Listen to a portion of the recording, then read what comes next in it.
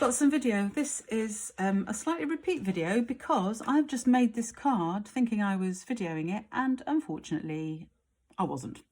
It's, for some reason the video just stopped itself, although I know I heard the sound, but I wanted to tell you how I did it.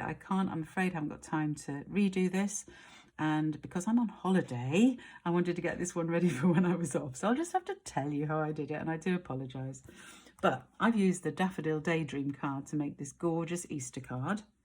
And all I've used for the base is a crushed curry base. There's two of them here. Very slightly different, but I'll explain that in a minute.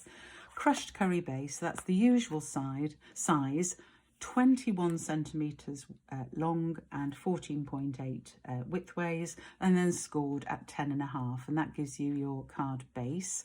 Then I have various layers. I have the DSP layer, and this DSP is the Daffodil Daydreams or something, I think it was called.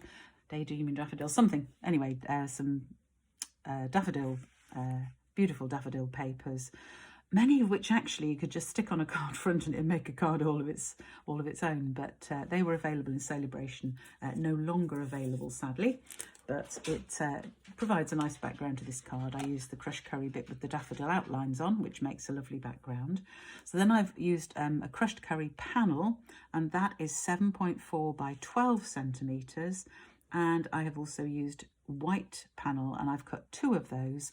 Both of those are 7 by 11.6, and the second one is for inside the card. So I've used the single daffodil as the colouring for inside the card, and I've used the big daffodil for outside. And what I did, and I apologise, I can't now show you, but I stamped onto the white panel and coloured it in, and I've used stamping blends. I've used Old Olive and of course Daffodil Delight, because these are daffodils.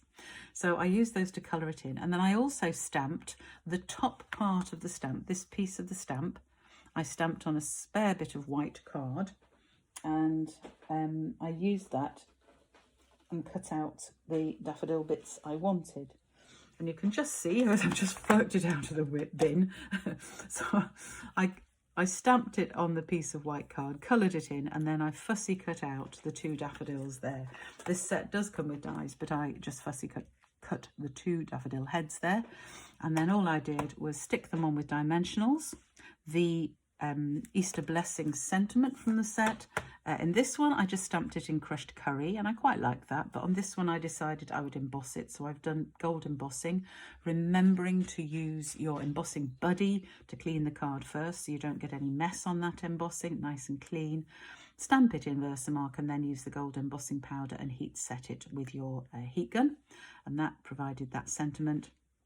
Tied a bow in some gold ribbon that I had.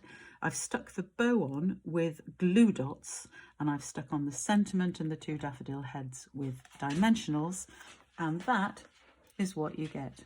And the colours look slightly different in the two cards because that was my prototype I made yesterday. This was the one I've just made and managed not to video. So apologies that you're not seeing me doing any crafting in this video, but I hope it gives you some ideas as to how you could make some beautiful Easter cards to send to people. And also think about using this technique with other stamps. There's all sorts of other stamps, particularly flower stamps, but also other types of stamp where you can just cut out separately a piece of the image, raise it up, and it provides a lot of interest for your cards. So have fun with that partial decoupage technique, and I will see you again soon when I'm home for holiday. Bye for now.